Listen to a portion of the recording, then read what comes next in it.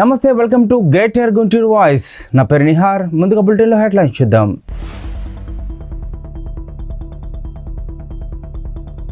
TDP నేత Bandaru Satyanarayana arrest. గుంటూరులో high tension వాతావరణం. బండారుకు బెయిల్ మంజూరు.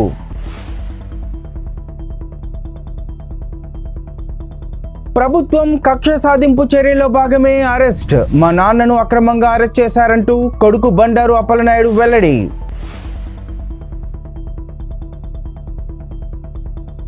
October 5 black day. ముగ్గురు రైతుల ఆత్మహత్యకు కారకులైన వారిని వెంటనే శిక్షించాలి. రైతు సంఘం నేతల డిమాండ్. టీడీపీ నేత బండారు సత్యనారాయణను పోలీసులు అరెస్ట్ చేశారు. నగరపాలెం పోలీస్ స్టేషన్కు తరలించారు.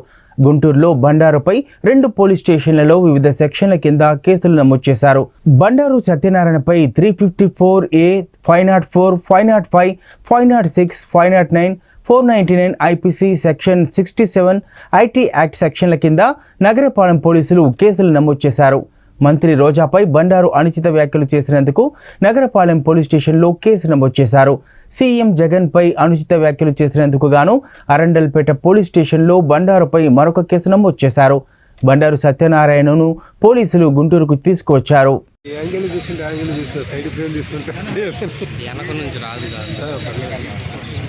లోపలికి వెళ్ళలే, మనం ఎందుకు వెళ్తాం?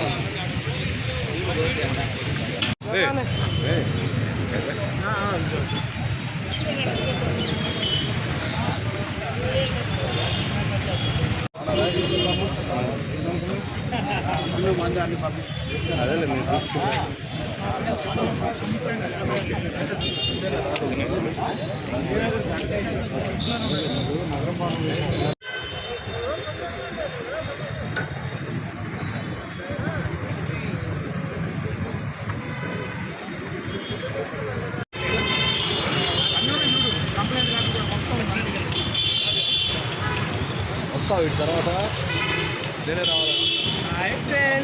వైసీపీ ప్రభుత్వం కక్షపూర్వకంగా అక్రమ అరెస్ట్ చేస్తోందని బండారు సత్యనారాయణ మూర్తి కొడుకు బండారు అప్పలనాయుడు అన్నారు.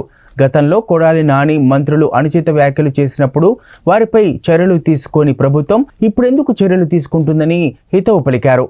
గుంటూరు నగరపాలెం పోలీస్ స్టేషన్ వద్ద మీడియాతో బండారు అప్పలనాయుడు మాట్లాడుతూ టీడీపీ మాజీ మంత్రులు ఎమ్మెల్యేలపై అనుచిత వ్యాఖ్యలు చేసినప్పుడు పట్టించుకొని వైసీపీ ప్రభుత్వం ఇప్పుడు పట్టించుకోవడం సిగ్గుమాలిన చర్య అన్నారు. సోషల్ మీడియా పోస్టులు పెట్టిన వారిపై ఈ విధంగా కక్ష కట్టి అక్రమ కేసులు పెడుతున్నారన్నారు. అక్రమ అరెస్ట్ చేసి విశాఖపట్నం నుంచి గుంటూరుకు తీసుకువచ్చారని, ఎటువంటి వైద్య సేవలు చేయకుండా సూచనలు చేసుకోకుండానే కస్టడీలో ఉంచారని అన్నారు. విశాఖపట్నం నుంచి ఇక్కడికి తీసుకొచ్చి విచారణ చేయడంలో ప్రభుత్వం దురుద్దేశం ఉందని, తక్షణమే వైద్య పరీక్షలు చేయాలని, మా న్యాయవాదులని అనుమతించాలని డిమాండ్ చేశారు.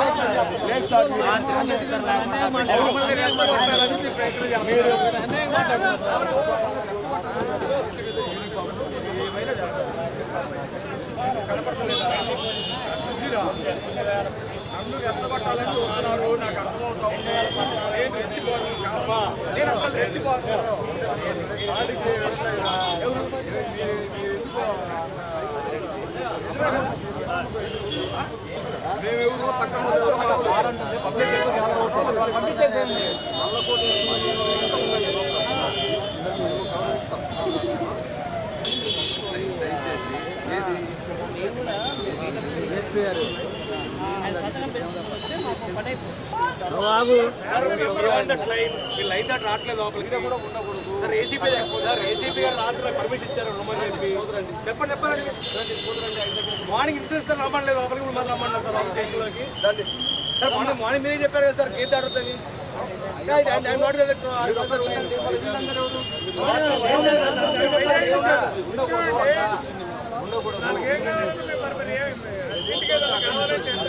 ఉగ్రవాదులు లోపల ఉన్నారా లేకపోతే నక్సలైట్ లోపల ఉన్నారా ప్రజాస్వామ్య దేశంలో ప్రజలు మేము ఉన్నామంటే లోపల ఎవరు ఉగ్రవాదులు ఉన్నారండి లోపల ఆయన మాజీ మినిస్టరు చెప్పండి రూల్ చెప్పండి ఏం రూల్ చెప్పండి ఇంగ్లీష్ చెప్పండి రూల్ చెప్పండి రూల్ చెప్పండి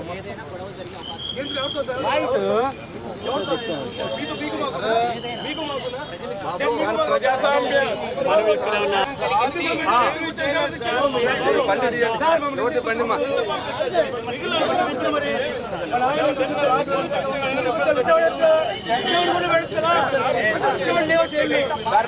ఇబ్బంది పెట్టకుండా ప్రజాస్వామ్యం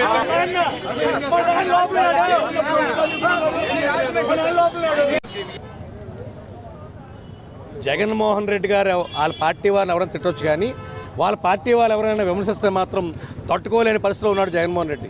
ఆయన ఒక విధమైన అపత్తాభావంలో ఉండి ఇవాళ ఆయన ఓడిపోతాడన్న భయంతోనే తెలుగుదేశం పార్టీ నాయకులందరినీ అరెస్ట్ చేసి వెలికిరిగలే ప్రయత్నం చేస్తున్నాడు.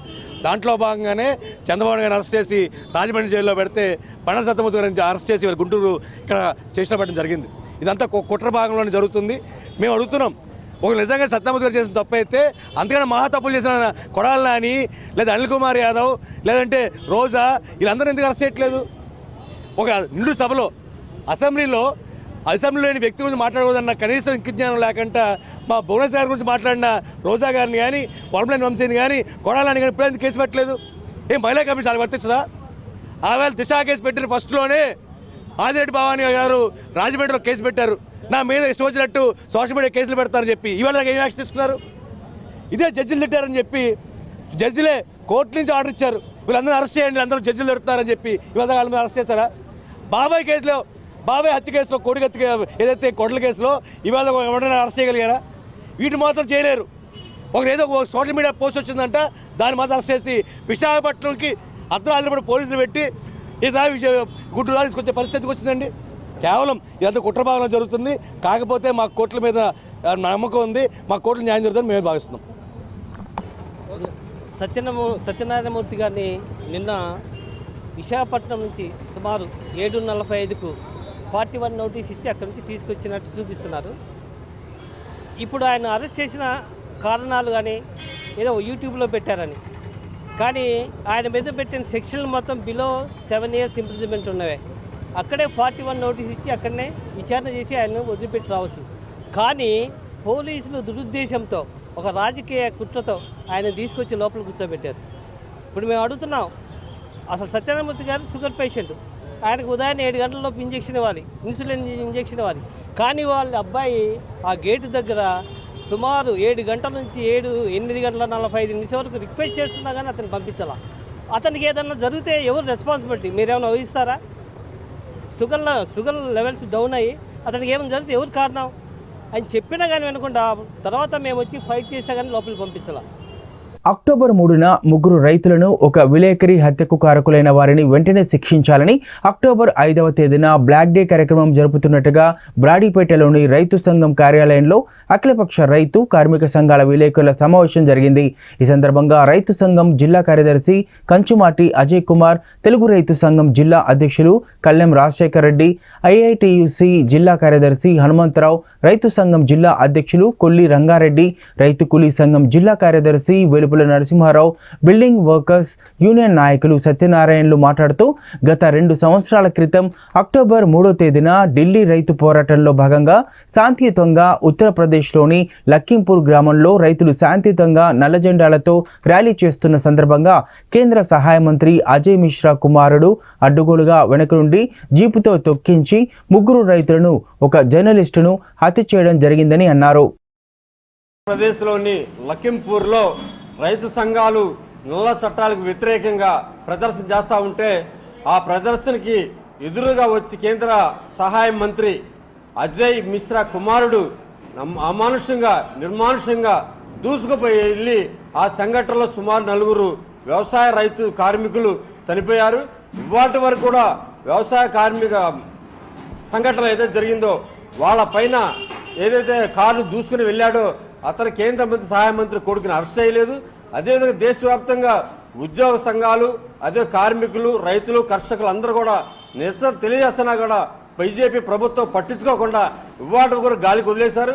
దానికోసం ఏదైతే రేపు 3వ తారీఖు సంవత్సరం అవుతోంది ఆ సంఘటన జరిగి దానికి నిరసనగా ఆగస్టు 24వ తారీఖున రైతు సంఘాలు ట్రేడ్ యూనియన్లన్నీ కలిపి 3వ తారీఖు బ్లాక్ డే చేయాలని చెప్పేసి ఆ బ్లాక్ డేలో ఏదైతే కేంద్ర సహాయ మంత్రి అజయ్ మిశ్రాని పదవి నుంచి తొలగించాలి, అతని కుమార్ అరెస్ట్ చేయాలని చెప్పేసి ప్రధాన డిమాండ్ తోటి ఆ రోజు నిరసన తెలియజేస్తాను. అదేవిధంగా మిగతా డిమాండ్స్తో పాటు ఏదైతే కార్మిక నల్ల చట్టాలు ఉన్నాయో వాటిని రద్దు చేసి మళ్ళీ పునరుద్ధరించాలని చెప్పేసి, అదేవిధంగా ప్రతి కార్మికుడు కూడా కనీసం 26,000 రూపాయలు కనీస వేతనం ఉండాలని చెప్పేసి, ఆశా మిడ్ డే మీల్కు అదేవిధంగా మిగతా వాటికి కూడా పెన్షన్ కనీసం 10,000 రూపాయలు పెన్షన్ ఇవ్వాలి, అదే ప్రైవేటీకరణ కూడా వ్యతిరేకించాలి. తదితర డిమాండ్స్ తోటి రేపు 3వ తారీఖున మండల అందరికీ నమస్కారం. ప్రింట్ అండ్ ఎలక్ట్రానిక్ మీడియా మిత్రులు నమస్కారం. నా పేరు కల్లం రాజశేఖర్ రెడ్డి, తెలుగు రైతు గుంటూరు జిల్లా అధ్యక్షుడిని. 2021 అక్టోబర్ 3వ తేదీన లఖింపూర్కేరిలో అప్పుడు సాగు చట్టాల మీద వ్యతిరేకంగా పోరాడుతున్న, శాంతియుతంగా పోరాడుతున్న అన్నదాతల మీదకి కేంద్ర హోంశాఖ సహాయ మంత్రి అజయ్ మిశ్రా కుమారుడు ఆశీష్ మిశ్రా కారుతో దూసుకెళ్ళి 4 మృతికి కారణమయ్యాడు. తర్వాత ఆ క్షతగాతులు ఇంకో 4 మృతి చెందడం జరిగింది. మొత్తం 8 మంది ఈ సంఘటనలో మృతి చెందారు. దాని మీద సంఘటన నిరసనగా ఈ నెల 3వ తేదీన 2 సంవత్సరాలు పూర్తయ్యి ఆ రోజున అన్ని మండల కేంద్రాలు, జిల్లా కేంద్రాల్లో కూడా నిరసన తెలియజేస్తున్నాం. బ్లాక్ డేగా ప్రకటించింది. ఏఏకేఎస్ అఖిల సంయుక్త కిసాన్ మోర్చా ఆధ్వర్యంలో జరుగుతున్న ఈ కార్యక్రమం అందరూ కూడా తెలుగు రైతు విభాగం కూడా పాల్గొనాలని చెప్పి మా శ్రేణులకు కూడా దిశానిర్దేశం చేస్తూ ఉన్నాం. ఈ సాగునీటి చట్టాలను కూడా అప్పుడు రద్దు చేసి తర్వాత కొన్ని డిమాండ్లు కూడా మేము ప్రవేశిస్తే మామూలుగా నరేంద్ర మోడీ గారు అవన్నీ కూడా అమలు చేస్తూ ఉన్నారు. కానీ ఇప్పటివరకు అమలు చేయకపోవడంతో వాటన్నిటిని కూడా అమలు చేయాలని చెప్పి, అట్లాగే అప్పుడు మృతి చెందిన లఖింపూర్ ఘటన వారికి కూడా శ్రద్ధాంజలిగా, అట్లాగే ఆశీష్ మిశ్రా ఇప్పటివరకు కూడా వారిని అజయ్ మిశ్రా గారిని ఇప్పటివరకు సస్పెండ్ చేయటం కానీ ఏమీ చేయలేదు. ఇప్పుడు మాకు ఇచ్చిన మాట ప్రకారం సస్పెండ్ చేయాలని చెప్పి కూడా కోరుతాము. మహాత్మా గాంధీ జయంతి సందర్భంగా చంద్రబాబు అరెస్ట్ అక్రమమని ఖండిస్తూ శాంతియుతంగా గుంటూరు తూర్పు నియోజకవర్గం ఇన్ఛార్జి మొహమ్మద్ నసీర్ ఆధ్వర్యంలో రాత్రి క్యాండిల్ ర్యాలీ నిర్వహించారు.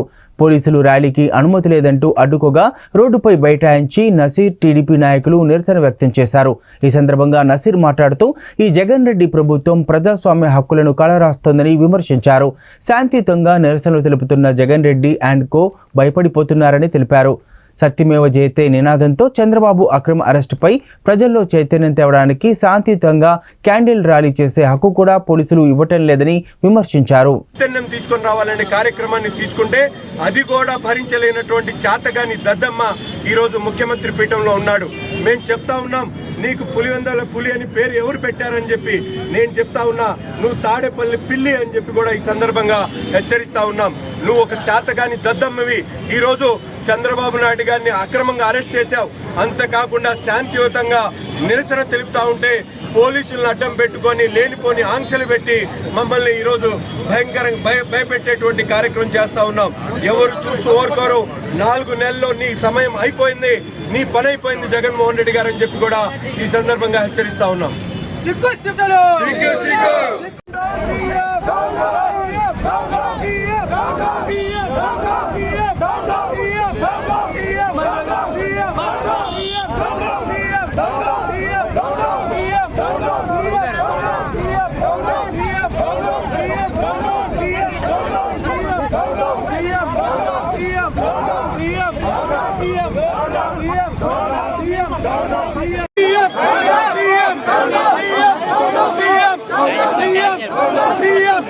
వర్ధిల్లాలి చంద్రబాబు నాయుడు గారి నాయకత్వం, వర్ధిల్లాలి చంద్రబాబు నాయుడు గారి నాయకత్వం. జగన్మోహన్ రెడ్డి, జగన్మోహన్ రెడ్డి వర్ధిల్లాలి చంద్రబాబు గారి నాయకత్వం, వర్ధిల్లాలి చంద్రబాబు నాయుడు గారి నాయకత్వం.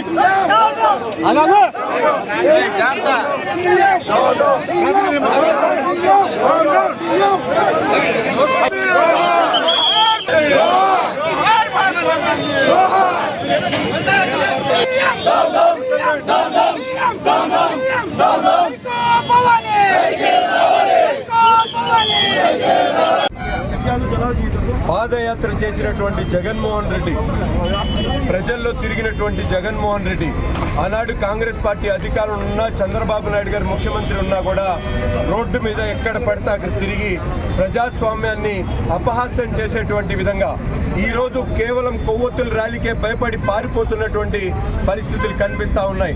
ఈరోజు తాడేపల్లి ప్యాలెస్లో ముఖ్యమంత్రి కాదు, ఒక బఫూన్ కూర్చున్నట్టు కనిపిస్తూ ఉంది.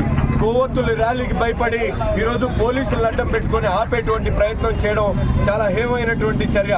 సత్యమేవ జయతే నినాదంతో ఈరోజు శాంతియుతంగా కొవ్వొత్తుల ర్యాలీ చేసి ప్రజల్లోకి చైతన్యం తీసుకొని రావాలనే కార్యక్రమాన్ని తీసుకుంటే అది కూడా భరించలేనటువంటి చాతగాని దద్దమ్మ ఈరోజు ముఖ్యమంత్రి పీఠంలో ఉన్నాడు. మేము చెప్తా ఉన్నాం, నీకు పులివెందుల పులి అని పేరు ఎవరు పెట్టారని చెప్పి నేను చెప్తా ఉన్నా, నువ్వు తాడేపల్లి పిల్లి అని చెప్పి కూడా ఈ సందర్భంగా హెచ్చరిస్తా ఉన్నాం. నువ్వు ఒక చాతగాని దద్దమ్మవి. ఈరోజు చంద్రబాబు నాయుడు గారిని అక్రమంగా అరెస్ట్ చేశావు. అంతేకాకుండా శాంతియుతంగా నిరసన తెలుపుతా ఉంటే పోలీసులను అడ్డం పెట్టుకొని లేనిపోని ఆంక్షలు పెట్టి మమ్మల్ని ఈరోజు భయంకరంగా భయపెట్టేటువంటి కార్యక్రమం చేస్తా ఉన్నాం. ఎవరు చూస్తూ ఓరుకోరు. 4 నెలల్లో నీ సమయం అయిపోయింది, నీ పని అయిపోయింది జగన్మోహన్ రెడ్డి గారు అని చెప్పి కూడా ఈ సందర్భంగా హెచ్చరిస్తా ఉన్నాం. చంద్రబాబు నాయుడు అక్రమ అరెస్టుకు నిరసనగా గురజాల నియోజకవర్గం తెలుగుదేశం పార్టీ మాజీ ఎమ్మెల్యే ఎరపతినేని శ్రీనివాసరావు ఆధ్వర్యంలో రిలే నిరాహార దీక్షలు చేపట్టారు. ఈ సందర్భంగా ఎరపతినేని శ్రీనివాసరావు మాట్లాడుతూ ముఖ్యమంత్రి జగన్మోహన్ రెడ్డి 30కి పైగా కేసులలో A1 ముద్దాయిగా 16 నెలలు జైలు శిక్ష అనుభవించి 40 సంవత్సరాలుగా మచ్చలేని రాజకీయ నాయకుడైన చంద్రబాబు నాయుడుపై బురద చల్లే ప్రయత్నం చేస్తున్నారని మండిపడ్డారు. అక్రమ కేసులు పెట్టి పైశాచిక ఆనందం పొందుతున్నాడని, ఇది జగన్మోహన్ రెడ్డి సైకో మనస్తత్వానికి నిదర్శనం అన్నారు.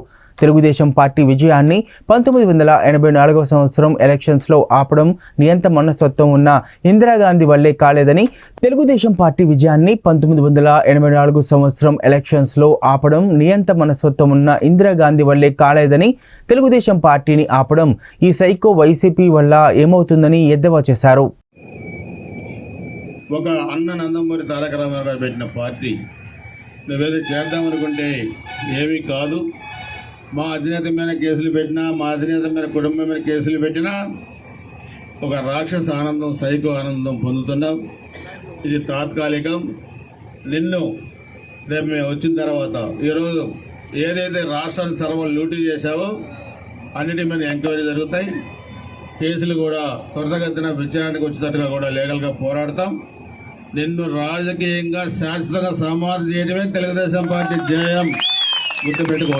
కేసులు పెట్టామని ఈరోజు రాక్షస ఆనందం పొందితే మీ వైసీపీ వాళ్ళు కానీ, మీ జగన్మోహన్ రెడ్డి కానీ, అది తాత్కాలిక ఆనందం.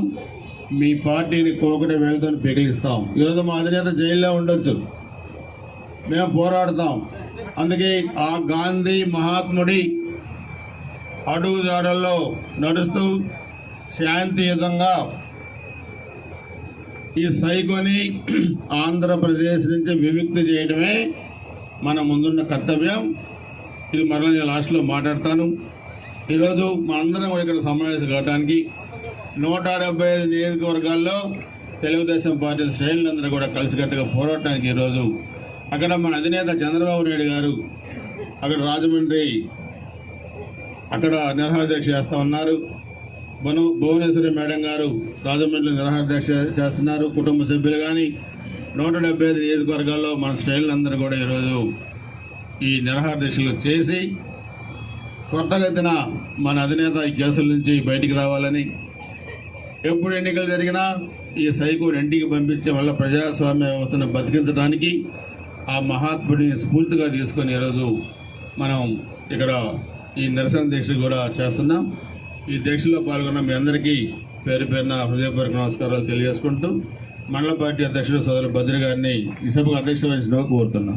ఎవరికీ తెలియకుండా ఎంతో తెలివిగా సంవత్సరానికి 68 కోట్ల చొప్పున 4 ఏళ్లలో వాలంటీర్ల పేరుతో జగన్ రెడ్డి 274 కోట్ల ప్రజల సొమ్ము దారి మళ్లించారని టీడీపీ అధికార ప్రతినిధి నీలాయపాలెం విజయ్ కుమార్ అన్నారు. సొంత పార్టీ ప్రచారం కోసం పనిచేస్తున్న ఐపాక్ సంస్థకు ఆ మొత్తం నిధుల్ని ముఖ్యమంత్రి అప్పనంగా దోచిపెట్టారని టీడీపీ అధికార ప్రతినిధి నీలాయపాలెం విజయ్ కుమార్ స్పష్టం చేశారు.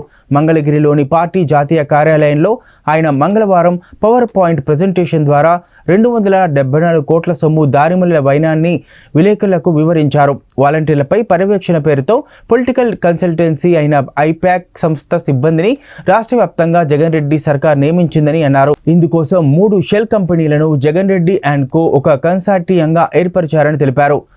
274 కోట్ల రూపాయలు దారి మళ్లించారు. తమ పార్టీ కోసం వాడుకున్నారు. తమ పార్టీకి ఎలక్షన్ క్యాంపెయినింగ్ కోసం వాడుకుంటున్నారు. ఐపాక్ కోసం వాడుకుంటున్నారు. ఐపాక్ అనేది వైసీపీ పార్టీ యొక్క పొలిటికల్ కన్సల్టెన్సీ సంస్థ. ఆ సంస్థకు జీతాలు ఇవ్వడానికి 274 కోట్ల రూపాయల ప్రభుత్వ ధనాన్ని, ప్రజల సొమ్మును ఎలా వాడుకున్నారో చెప్పే స్కామే ఇది. 4 ఏళ్లలో 274 కోట్ల రూపాయల ప్రభుత్వ సొమ్ముని వైసీపీ కార్యకలాపాలు వాడుకోవడమే ఈ స్కామ్లోని ప్రధానమైన ఇది. ఎలా వాడుకున్నారంటే వాలంటీర్ల మీద పర్యవేక్షణ అనే ఒక పేరుతో ఐపాక్ పొలిటికల్ కన్సల్టెన్సీ యొక్క ఉద్యోగులకి జిల్లాల్లో రాష్ట్రం అంతటా దాదాపు 1000 మంది వరకు చోటు కల్పించారు. వాలంటీర్ల మీద పర్యవేక్షణ చేయడానికి ఐపాక్ ఉద్యోగులను వేరే పేరుతో నియమించుకున్నారు. దీనికోసం ఒక 3 షెల్ కంపెనీలను ఒక కన్సార్షియంగా ఏర్పరిచారు. 3 షెల్ కంపెనీలు. ఆ కన్సార్షియంలో ఒక లీడ్ కంపెనీకి, ఆ కన్సార్షియంలో 3 ఉన్నాయి, దాంట్లో ఒక లీడ్ కంపెనీకి ప్రభుత్వం నుంచి డబ్బులు ఇచ్చారు. ఆ డబ్బుల్ని మళ్ళీ ఐపాక్ ఉద్యోగులకు జీతాలుగా ఇచ్చారు. 4 ఏళ్లలో ప్రతి సంవత్సరం 68 కోట్ల రూపాయలు ఆ సంస్థకి, రామ్ ఇన్ఫో అనే ఒక లీడ్ సంస్థకి ప్రభుత్వం నుంచి జియో ఇచ్చి మరీ చెల్లించారు సంవత్సరం తర్వాత. ఓకే, సో బేసిక్గా చెప్పాలంటే స్కామ్ ఏంటి అంటే ప్రభుత్వ సొమ్ముతో ఐపాక్ సోకులు. ఐపాక్ అనేది వైకాపా యొక్క కన్సల్టెన్సీ సంస్థ. సరే, వాళ్ళు ఏం చేసుకుంటారో వాళ్ళ ఇష్టం. దానికి డబ్బులు ఇచ్చుకోవాలి. ఎవరు ఇచ్చుకోవాలి? వైసీపీ పార్టీ ఇచ్చుకోవాలి. కానీ వైసీపీ పార్టీ ఇవ్వకుండా వాలంటీర్ల పేరుతో ఒక పర్యవేక్షణ సంస్థ ఏర్పాటు చేసి దాంట్లో వీళ్ళందరినీ చొప్పించి దానికి 68 కోట్ల రూపాయలు ప్రభుత్వ సొమ్ము ఇచ్చారు. వైసీపీ పొలిటికల్ కన్సల్టెన్సీకి జీతాల రూపంలో చెల్లించేశారు. ప్రభుత్వ ఖర్చును దారి మళ్లించి ప్రైవేట్ కన్సల్టెన్సీలకు ఇచ్చారు. ఎలా ఇచ్చారో చూద్దాం. పేరేమో వాలంటీర్ల మీద మానిటరింగ్. జియో ఇచ్చింది ఒక 3 ప్రైవేట్ కంపెనీలకి. ఆ 3 పనిచేసేది ఒకటే, ఈ రామ్ ఇన్ఫో అన్న ఒక కంపెనీని. మిగతా 2 కేవలం డొల్ల కంపెనీ లాంటివి. ఒక కంపెనీ ఏమో ఉపాధి ఇన్ఫోటెక్ అనే పేరుతో ఉంటుంది. ఇంకో కంపెనీ మ్యాక్స్ డిటెక్టివ్ సర్వీసెస్ అంట. డిటెక్టివ్ సర్వీసెస్ అనే సంస్థకి మానిటరింగ్కి ఏం సంబంధం ఇచ్చారు? ఆ ప్రైవేట్ కంపెనీకి ప్రభుత్వ వాలంటీర్ల మీద పెత్తనం చేయాలంటూ చెప్పారు. వాలంటీర్ల మీద ప్రైవేట్ సంస్థదే పెత్తనం అని జివోలో కూడా ధైర్యంగా చెప్పేశారు. ప్రభుత్వ సమాచార సేకరణలో నిమగ్నమైన వాలంటీర్ల మీద 3 ప్రైవేట్ సంస్థలు ఎలా పెత్తనం చేస్తాయో ఆ జివో ఇచ్చిన అజయ్ జైన్ గారికే అర్థం కావాలి. కానీ ఇక్కడ చిత్రం ఏంటంటే ఏ సంస్థకైతే వీళ్ళు డబ్బులు ఇచ్చారో, ఏ సంస్థకైతే పర్యవేక్షణ చేశారో రామ్ ఇన్ఫో అనే ఆ సంస్థలోని ఉద్యోగులందరూ ఐపాక్ ఉద్యోగులే.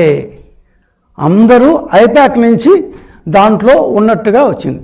సో ఇది మీకు ఎలా తెలుసు అందరూ ఐపాక్ ఉద్యోగులే అని చెప్తారంటే ఖచ్చితంగా దాని సాక్ష్యాలు బాగా దొరికేశారు. 2020 జూన్ నుంచి ఉన్నారు వీళ్ళు. ఏదో 1 సంవత్సరం 2 సంవత్సరాలు కాదు, 2020 జూన్ నుంచి ఇప్పటిదాకా 200 కోట్ల రూపాయలు చెల్లించారు. మొత్తం ఈ సంవత్సరం డబ్బు కూడా ఇస్తే 274 కోట్ల రూపాయలు అవుతుంది. ఇంతకు వాళ్ళు ఏం చేస్తారా అంటే వైసీపీకి పొలిటికల్ క్యాంపెయినింగ్ చేస్తారు. దానికోసం గవర్నమెంట్ సొమ్ము ఇస్తాం మనం. This is the GO. In the reference first cited notification award, APTS issued notification award to Ram Info Limited along with 2 consortium members, Upadhi Techno Services and max detective and guarding services. మధ్యలో ఈ detective సర్వీసులు ఎందుకు వస్తాయో, ఇది ఏమన్నా పోలీసింగా, దొంగలు ఎవరిని detective చేస్తారు ఏందో అర్థమే కాదు. Okay, for field operation agency for training, coordinating and monitoring ground volunteers and village.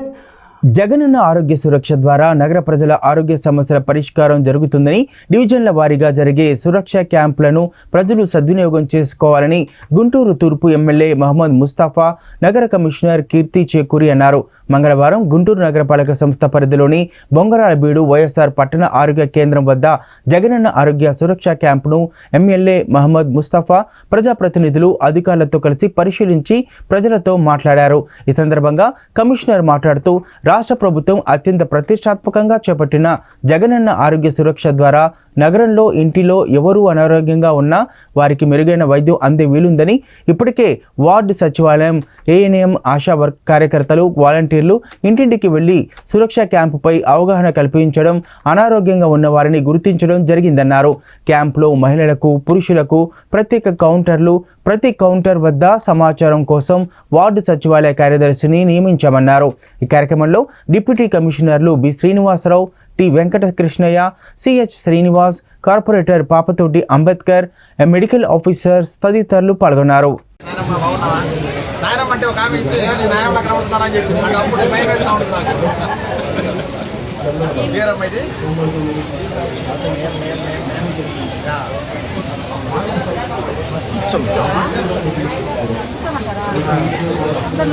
కూర్చో ఇంకేం అవసరం దానికి అంటే మనసు ఇన్పుట్ వేసుకోవాలి.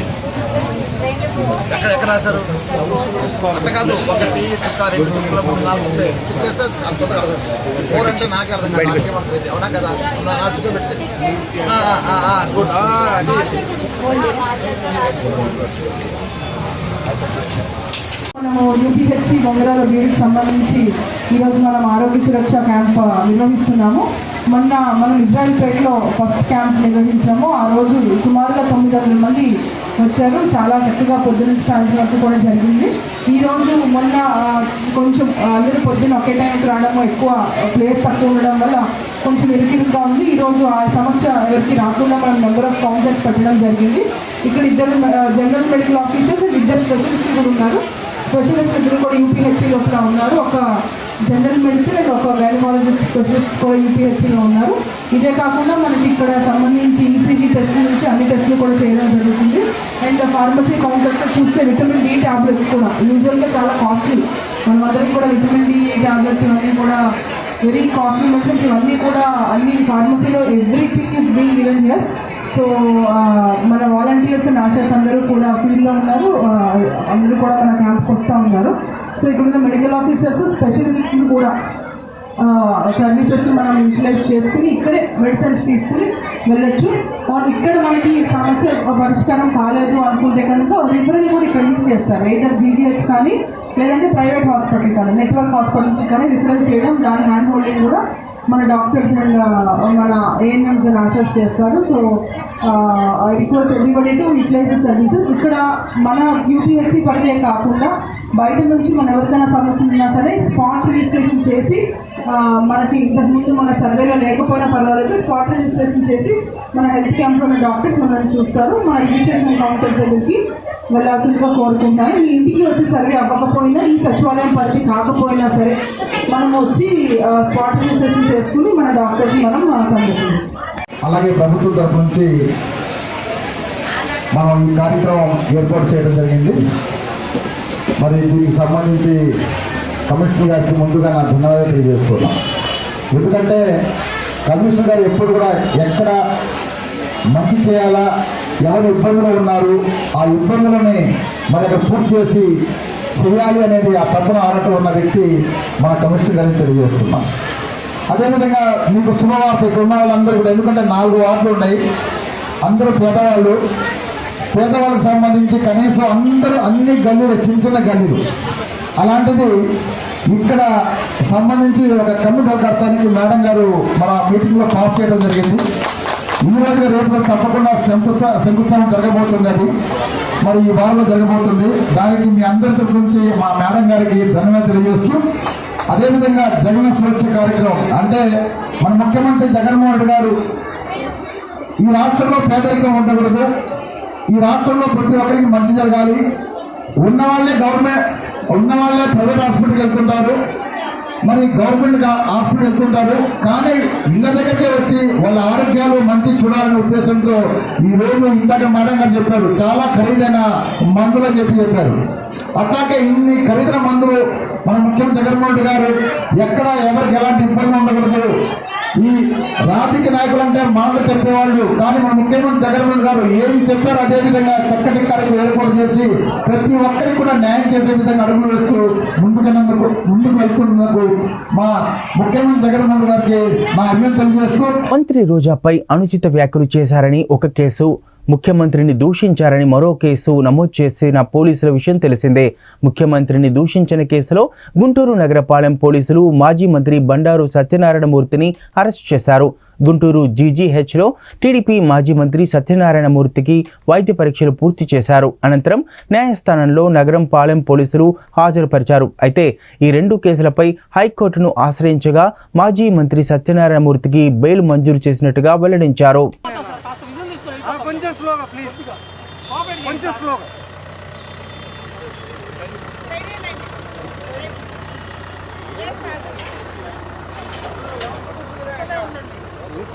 యువతలు ఉండేది అన్నా నాకు కొంచెం అనుకున్నా కెమెరా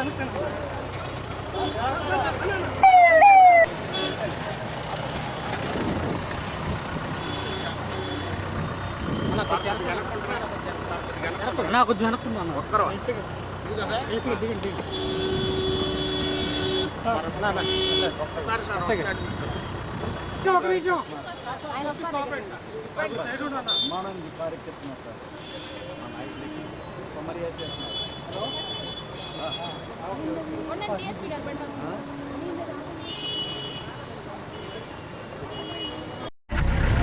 ఏంటో ఉన్నారా sir sir sir sir sir sir sir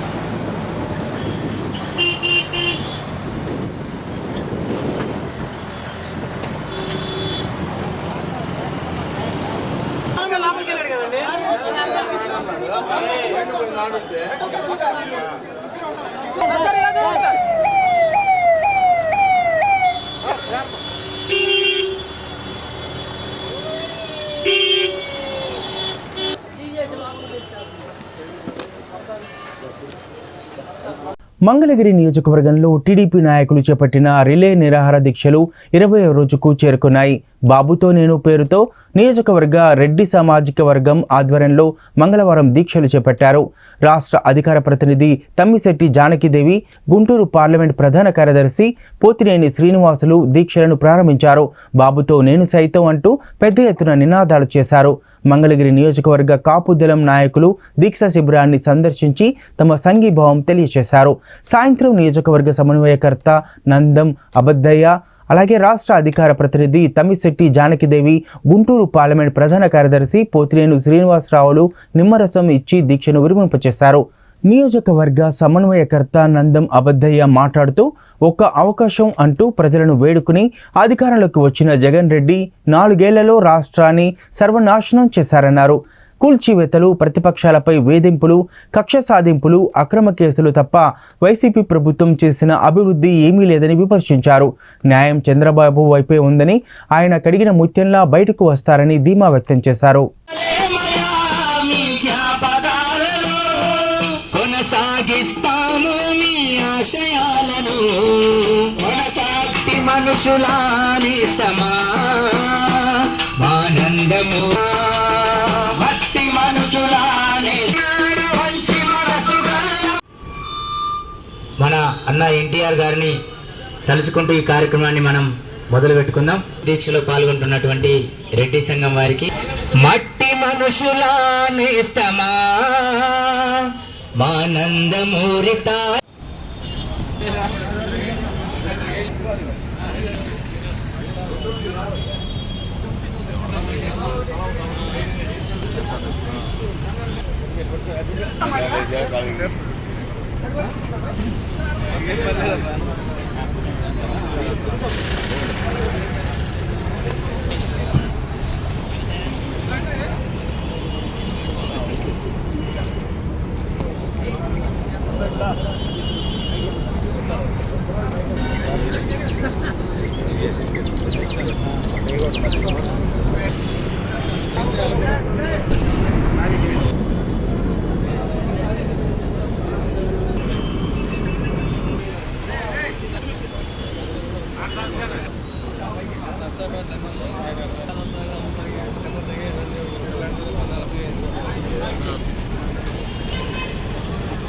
జరగండి కొద్దిగా.